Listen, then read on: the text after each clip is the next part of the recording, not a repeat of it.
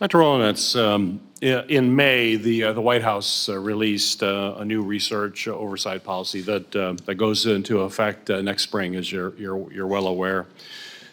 Would you let the committee know what you think this policy improves in terms of prior versions, and give us a little bit of detail on those improvements? Thank you, Senator Peters. I strongly support the updated policy, the DIRC PEP policy that the White House put out. It streamlines the process for oversight of these dual-use experiments, combining what previously had been 3 separate policies for federal and institutional oversight of dual-use research of concern, as well as a policy for departmental review of enhanced pandemic pathogens. The new policy also expands the scope of agents that fall under the policy and need additional levels of oversight and review, and includes, for example, not just human health pathogens, but pathogens relevant to animal and plant health, which I strongly support because I think that's long been a neglected part of our policy process. The policy provides an opportunity to really have a iterative conversation at multiple levels with roles for the principal investigator, for the research institution, for the agency, and then independently at the department level and across government, opportunities to weigh the risks and benefits of that research in a way that allows you to consider those prior to making funding decisions. So are there any gaps in the policy? The policy still is limited to federal funding of research. It is one of the many tools in the toolbox by which we can use the power of publicly funded research to ensure that we are conducting research ethically, safely, and in a secure manner. However, it doesn't extend beyond federally funded research, although the policy does extend beyond an individual funding agency at the institutional level, in that it has expectations for the institution beyond just an individual project to really apply the scope of the policy to anything that falls within it. But again, that's only applicable to publicly funded institutions. Mm-hmm. Dr. Esfeld, as was stated, this new policy applies only to federal funding. Should independent oversight agency also regulate research supported by non-federal funding as well? Do you see that as a significant gap? Yes, Chairman, I agree that the gap provided by non-federal funding is a major one. The policy does attempt to take this into account by requesting that entities that receive federal and non-federal funding regulate the research that is performed using non-federal funding. However, this does still leave out a large fraction of entities. And I believe in order to be consistent with security policies in other domains, we should regulate non-federally funded research within our borders and take international action to discourage research in this vein, which I believe harms our national security. You mentioned international action. Dr. Wollenetz, should the U.S. do something to deal with oversight of research that's being done outside of the United States as well? Thank you, Chairman Peters. I worry a lot more about research involving pathogens that takes place outside of the United States than I do about the system within the United States. Our biosafety, biosecurity system within the U.S. may not be perfect. It still involves human beings, and so there is still the possibility of accidents.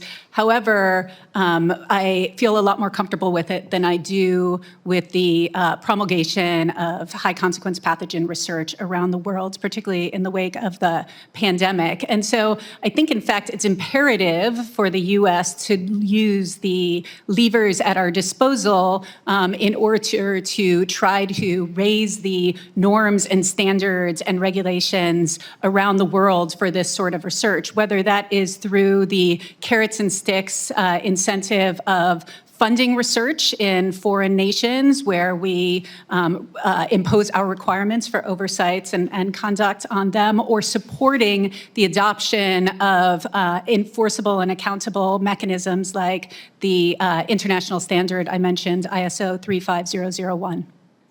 Very good. Dr. Parker, I think I'm concerned, and I know members of our committee are concerned that lab safety and security standards, let alone the standards in other countries, are not adequate to ensure that risky research can be properly contained in labs that are working on these dangerous pathogens. So Dr. Parker, I would like you to comment on the state of biosafety and biosecurity standards, and specifically what we should do to ensure that we're addressing what you consider the largest threats that we face. Sure, thank you, Senator Peters. And I want to also just first echo the concern about the international space, and we're going to have to, I think, step up and do more from leadership on the international stage. But biosafety and biosecurity standards, they've evolved over the years through best practices. One thing that I think is a gap is we don't have a dedicated research program focused on biosafety.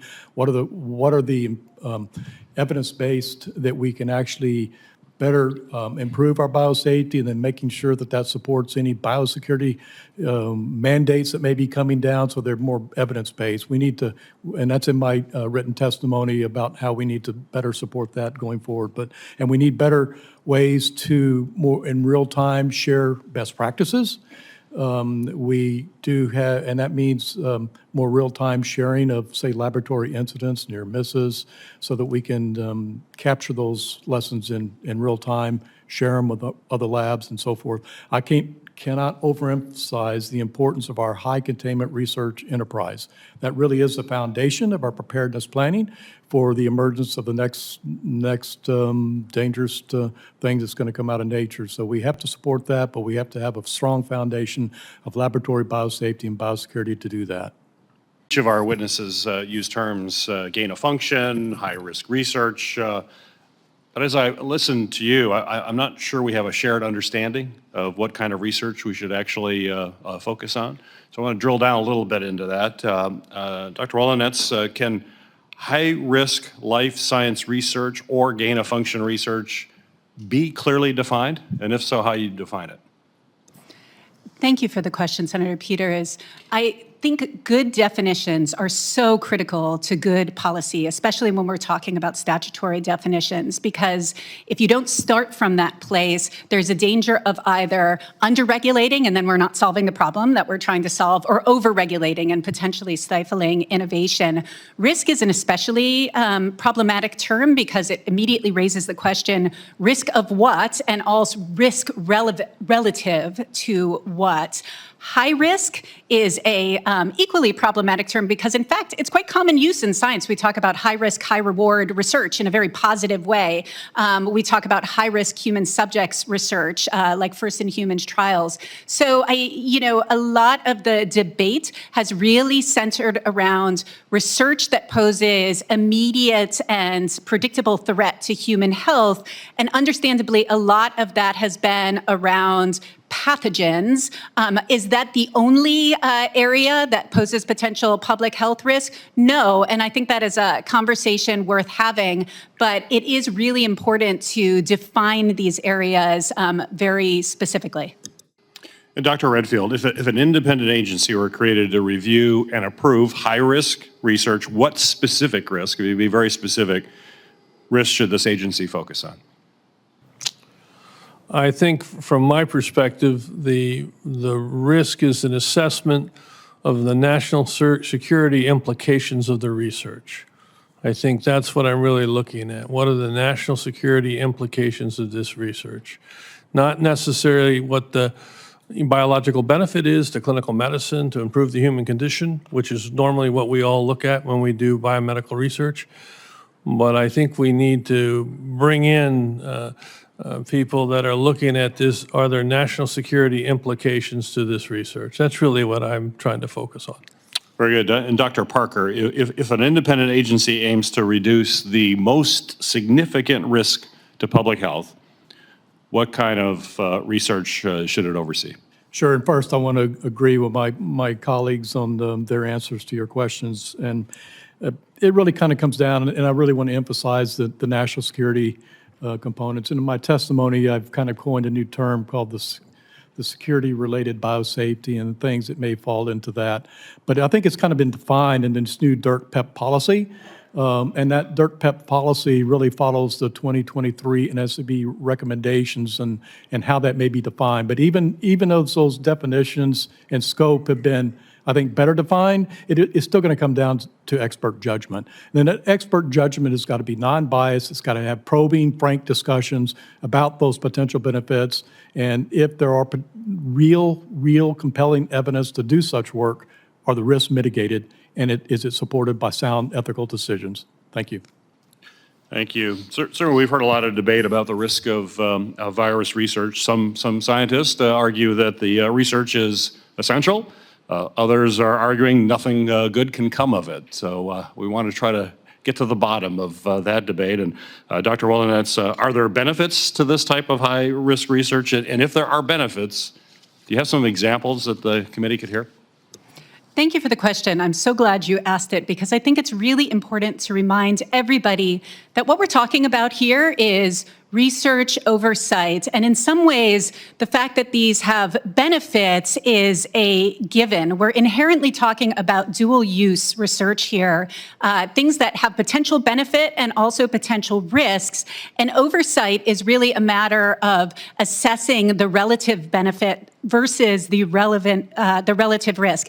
This is important because if there is literally no benefit, if we're not able to articulate even a potential benefit, and we're only talking about research that could be used for harm, that's a different category of research. That's biological weapons. And I don't think anyone is suggesting that there is any interest or attempt to create an offensive biological weapons. And so the right question is really, are there benefits relative to the risk involved in this sort of research? And to your earlier question about what kind of research are we talking about, how are we defining this?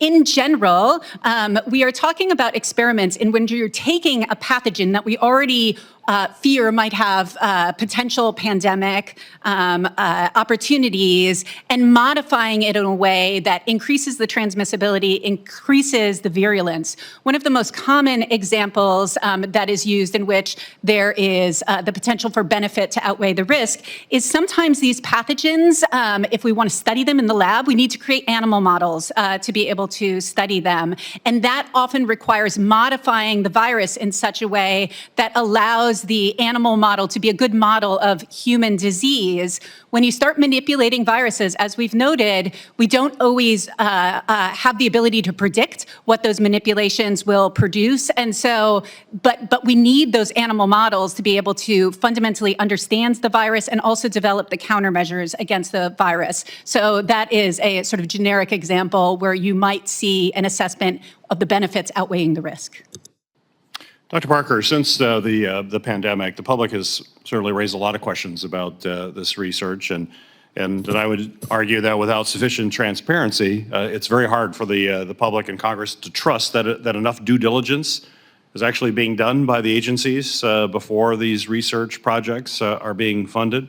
So my question for you, sir, is how could agencies or researchers be more engaged with the public and other stakeholders to demystify how these funding decisions are actually being made?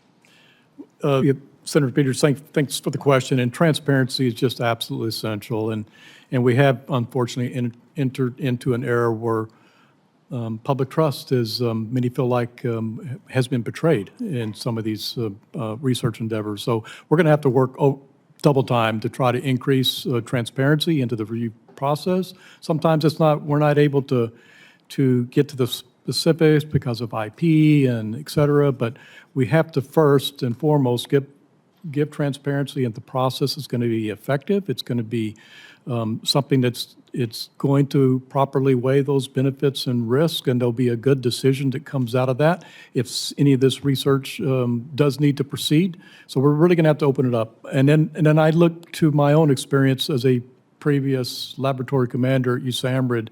Our high containment laboratories and those laboratory directors at the community level, I know I did a lot of work 25 years ago and trying to work with my community and just talk about the benefits of our research, how we were trying to do that safely and securely to protect our own workforce, but also protect the community. And I know there were skeptics, and I probably could have done a better job back 25 years ago in that transparency, but I knew my kids lived in the community, their friends and our friends, and so we had to make sure and talk about that. We're going to do it safely and security. So it starts at the federal level, but it actually is more important at the local level, where some of these high containment labs are, and working to build trust in their communities, which hopefully will spread out, beyond just those local communities. But it's absolutely essential that we work on transparency to rebuild public trust. Thank you.